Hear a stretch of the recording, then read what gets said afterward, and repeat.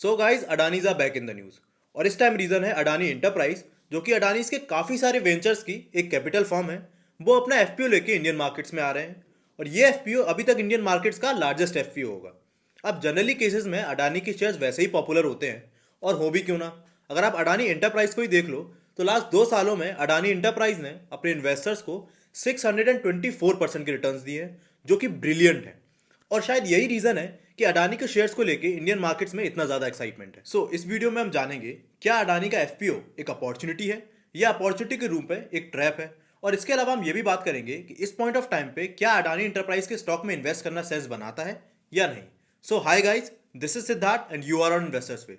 Let's start our discussion. तो सबसे पहले तो हम यही समझ लेते हैं कि आईपीओ एंड एफपीओ में डिफरेंस क्या होता है। कि जैसा कि आपने ऑब्जर्व किया होगा that this is an FPO not an IPO. Basically जब भी कोई कंपनी फर्दर कैपिटल की रिक्वायरमेंट की वजह से अपने शेयर्स को स्टॉक मार्केट में लिस्ट करती है फर्स्ट टाइम पे और उससे वो स्टॉक मार्केट से कैपिटल उठाती है तो इस फर्स्ट लिस्टिंग को हम बोलते हैं आईपीओ। पर सेकंड केस में जब कोई कंपनी स्टॉक मार्केट में ऑलरेडी लिस्ट होती है बट फिर से अगर उसे कैपिटल की जरूरत पड़ती है तो इस केस में जो उस कंपनी के प्रोमोटर होते हैं वो अपने कुछ स्टेक्स को स्टॉक मार्केट में लिस्ट करके फर्दर मार्केट से कैपिटल उठाते हैं तो इसको हम बोलते हैं एफपीओ। अब अगर हम किसी भी कंपनी के केस में एफपीओ लाने के पीछे के रीजंस को देखें तो मेजर दो ही रीजंस निकल के आते हैं। पहला रीजन होता है अगर उस कंपनी को अपने बिजनेस के एक्सपेंशन के लिए और फर्दर कैपिटल की जरूरत पड़े। और सेकंड रीजन आता है जब उस कंपनी के प्रोमोटर्स अपने स्टेक्स को सेल करते हैं और उस पैसे से वो कंपनी के डेट को रिड्यूस करते हैं। अब अगर मैं अडानी एंटरप्राइज के केस में इस एफपीओ के पीछे के कारण को समझने की कोशिश करूं तो अगर हम पहले देखें यानी कंपनी के एक्सपेंशन का केस देखें तो उसमें मुझे लगता है कि अगर कंपनी को और ज़्यादा एक्सपेंड करने के लिए पैसे चाहिए थे तो उसके लिए एफपीओ से भी ज़्यादा आसान काफ़ी सारे ऑप्शंस थे अडानी के पास।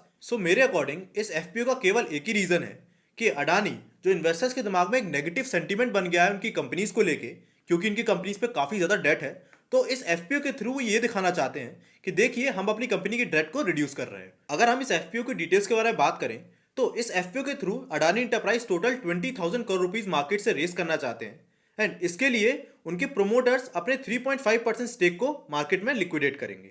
इस 20,000 करोड़ में से कंपनी 4,165 करोड़ रुपीज यूज करेगी फॉर डेट रीपेमेंट एंड बाकी का पैसा कंपनी अपने फर्दर बिजनेस के एक्सपेंशन के लिए यूज करेगी। अगर आप इस एफपीओ के प्राइस बैंड को देखोगे तो वो है 3,112 रुपीज से लेके 3,276 रुपीज के बीच में और एक लॉट में आपको 4 शेयर्स अलॉट होंगे। अगर आप इसी कंपनी के जो ऑलरेडी शेयर्स मार्केट में लिस्टेड हैं उनका प्राइस देखोगे तो वो आएगा अराउंड 3,451 रुपीज पे। यानी कि ये कंपनी अपने जो शेयर्स हैं उनको 150 से लेके 200 रुपीज के डिस्काउंट पे मार्केट में लिस्ट कर रही है। इस एफपीओ की फर्दर डिटेल्स जानने से पहले 2 इंपॉर्टेंट पॉइंट्स का जाना जरूरी है। पहला, ये एफपीओ आपको पार्शियली पेड शेयर्स के फॉर्म में मिल रहा है यानी कि अगर आप इस पर अप्लाई करोगे तो शुरुआत में आपको केवल 50% पैसा ही देना है एंड बाकी का रिमेनिंग 50% पैसा आपको शेयर्स के अलॉटमेंट के बाद ही देना है। एंड सेकंड, रिटेल इन्वेस्टर्स के लिए कंपनी ये शेयर्स को 64% के एडिशनल डिस्काउंट पे दे रही है एंड शायद यही वजह है रिटेल इन्वेस्टर्स इस शेयर्स में इन्वेस्ट करने के लिए काफी ज्यादा एक्साइटेड है। अब अगर मैं कंपनी की फर्दर डिटेल्स के बारे में आपको बताऊं, कंपनी का एफपीओ का ओपनिंग डेट होगा 27 ऑफ जनवरी एंड इसका क्लोजिंग डेट होगा 31 ऑफ जनवरी। यानी इसी के बीच आप कंपनी में एफपीओ के लिए अप्लाई कर सकते हो।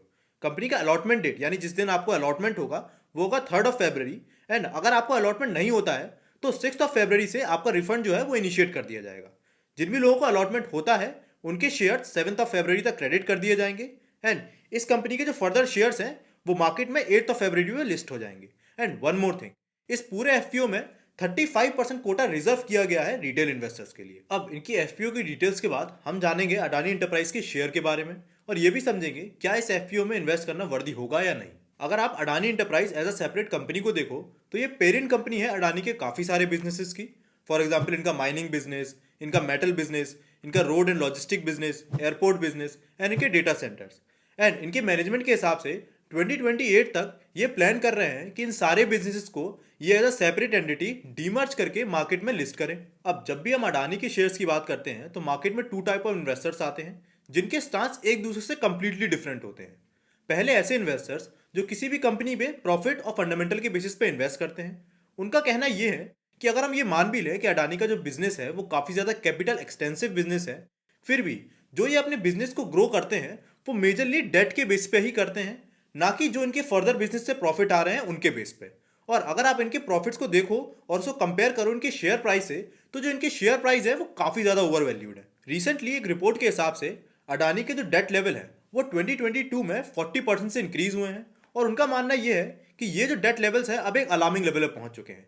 और मजे की बात तो ये है कि इस चीज के रिस्पॉन्स में अडानी के जो मैनेजमेंट है उनने बोला है कि आपकी इस रिपोर्ट में कैलकुलेशन एरर है। एंड अगर मैं आपको बताऊं तो ये बात सच है कि अडानी जितना प्रॉफिट्स अपने एग्जिस्टिंग चल रहे बिजनेस से कमाते भी हैं, उस किसी भी प्रॉफिट को वो अपने बिजनेस के एक्सपेंशन में ना यूज करके केवल डेट का ही यूज करते हैं। अब इसके दूसरी तरफ कुछ ऐसे टाइप ऑफ इन्वेस्टर्स भी आते हैं जो ये कहते हैं कि आप अडानी के डेट को लेके कुछ भी बोलो, पर आज सच्चाई तो ये है कि अडानी का नाम किसी भी कंपनी के साथ अगर जुड़ गया या फिर अडानी की कोई भी कंपनी जब स्टॉक मार्केट में लिस्ट होती है तो उसका price with in weeks double हो जाता है। और ये बात कंप्लीटली फैक्ट है।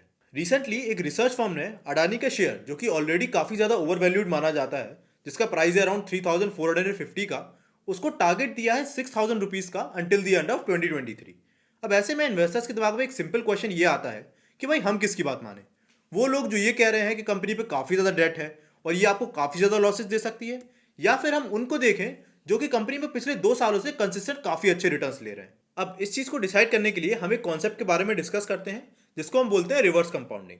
ये एक ऐसी सिचुएशन है ये तब अराइज होती है जब कोई भी कंपनी जिसका बिजनेस काफी ज्यादा कैपिटल एक्सटेंसिव होता है, जस्ट लाइक अडानी, वो अपने बिजनेस को एक्सपेंड करने के लिए पहले काफी ज्यादा लोन ले। अब मान के चलते हैं उस लोन के बाद उन्होंने अपना सारा बिजनेस सेटअप कर भी लिया, तो मेजॉरिटी ऑफ द केसेस में ये जो बिजनेस से जो भी प्रॉफिट जनरेट होता है उसका मैक्सिमम पार्ट उस लोन के रीपेमेंट और उसके इंटरेस्ट के पेमेंट में ही चला जाता है। अब ऐसे में होता ये है, जब भी ऐसी कोई कंडीशन आती है या फिर कंपनी को ऐसा कोई टफ टाइम देखना पड़ता है जब कंपनी का बिजनेस लगातार 1 से 2 या 3 सालों तक पेमेंट नहीं दे पाता, तो इस केस में उनका जो डेट का बर्डन है वो इतना ज़्यादा हो जाता है जिसकी वजह से उनके जो एसेट्स हैं उन्हें कम प्राइसेस पे काफ़ी दूसरी कंपनीज को सेल करने पड़ते हैं। और ऐसे एग्जाम्पल हम कई सारी स्टील कंपनीज के केसेस में पास्ट में भी देख चुके हैं। और ऐसे केस में जो उस कंपनी के इन्वेस्टर्स होते हैं उनकी वेल्थ बड़े लेवल पर डिस्ट्रॉय होती है। अगर मैं आपको अपने डिसीजन के बारे में बताऊं तो इस केस में मुझे एक चीज़ काफ़ी ज़्यादा बॉदर कर रही है, और वो ये है कि जब भी कोई कंपनी जो ऑलरेडी मार्केट में लिस्ट है अगर उसे मार्केट से और पैसा चाहिए तो उसके पास एफपीओ के अलावा एक और ऑप्शन भी होता है मार्केट से पैसा उठाने का, और दैट इज क्यूआईपी। वो आप लोग कहोगे कि यार ये क्यूआईपी क्या है? तो QIP stands for qualified institutional placements. अब क्यूआईपी एक ऐसा मेथड है जहां उस कंपनी के प्रोमोटर्स अपने जो स्टेक हैं वो नॉर्मल पब्लिक को सेल ना करके डायरेक्टली बड़े बड़े इंस्टीट्यूशंस को सेल करते हैं। अब आप में से कुछ लोग सोचेंगे कि यार इससे फर्क क्या पड़ता है, दोनों ही केसेस में कंपनी के पास पैसा तो आ ही रहा है ना। तो इससे फर्क ये पड़ता है कि जब भी किसी कंपनी को स्टेक्स के लिए क्यूआईपी के थ्रू जाना पड़ता है तो उस केस में जो कंपनी की बैलेंस शीट है और उनकी जो प्रॉफिट्स हैं उनका स्ट्रांग होना काफ़ी ज़्यादा ज़रूरी है। और ये बात ऑब्वियस भी है बिकॉज ये जो बड़े बड़े इंस्टीट्यूशंस हैं ये किसी भी कंपनी में बिना थॉरो रिसर्च करे तो पैसा लगाएंगे नहीं। अब अडानी के केस में उन्हें काफ़ी अच्छे से पता है कि उनकी जो बैलेंस शीट है और उनकी जो प्रॉफिट्स है वो बिल्कुल भी इनलाइन नहीं है और वो क्यूआईपी के थ्रू पैसा तो बिल्कुल नहीं उठा सकते। तो इसीलिए ये अपने शेयर्स की पॉपुलैरिटी के चलते ये सारा पैसा एफपीओ के थ्रू यानी नॉर्मल पब्लिक के थ्रू उठाना चाहते हैं। अब अगर मैं आपको लास्ट 10 सालों में इंडियन मार्केट्स में आए हुए एफपीओस एंड क्यूआईपीस का डेटा बताऊं तो लास्ट 10 सालों में टोटल 4 एफपीओस आए हैं एंड इसके कंपैरिजन में टोटल 250 क्यूआईपीस आए हैं। एंड इससे पहले जो मार्केट में सबसे बड़ा एफपीओ आया था वो था एक काफ़ी फेमस कंपनी का जिसका नाम है yes bank. And yes bank के शेयर की हालत आज क्या है मुझे ऐसा लगता है ये किसी को भी बताने की जरूरत नहीं है। सो अगर मैं आपको अपना डिसीजन बताऊं तो मैं इस कंपनी के शेयर ना ही इसके एफपीओ में लॉन्ग टर्म या शॉर्ट टर्म के लिए इन्वेस्ट नहीं करूंगा। और मैं ये भी समझता हूं कि आप में से कई लोग ये सोच रहे होंगे कि यार company is too big to be fail और इनके पास गवर्नमेंट की बैकिंग भी है और कंपनी कभी बंद नहीं हो सकती। तो ये मैं बात मानता हूं कि कंपनी बंद नहीं हो सकती, पर इसका मतलब ये नहीं है कि कंपनी आपको फ्यूचर में रिटर्न्स भी देगी। पर दूसरी तरफ इसके भी काफ़ी ज़्यादा चांसेस है कि अगर आप इस एफपीओ के लिए अप्लाई करते हो तो अगर आपको इसका अलॉटमेंट मिल जाता है तो आप शॉर्ट टर्म में काफ़ी अच्छे डिसेंट रिटर्न कमा सकते हो। एंड वन मोर थिंग, ये सारे मेरे पर्सनल ओपिनियन है तो प्लीज़ इनके बेसिस पे कोई भी डिसीजन मत लीजिएगा। कोई भी डिसीजन लेने से पहले अपनी जो रिसर्च है उसको ज़रूर कर लीजिए। एंड इसके अलावा अगर आप एक्चुअली में ये जानना चाहते हो कि मार्केट में ऐसी कौन सी इन्वेस्टमेंट अपॉर्चुनिटी है जो आपको इन फ्यूचर काफ़ी अच्छे रिटर्न्स बना के दे सकती हैं, तो उसके लिए आप स्क्रीन पे दी हुई वीडियो को क्लिक कर सकते हो। एंड अगर आपको वीडियो पसंद आया तो प्लीज़ वीडियो को लाइक करिए, चैनल को सब्सक्राइब करिए और हम मिलते हैं अपने नेक्स्ट वीडियो में। तब तक के लिए बाय बाय।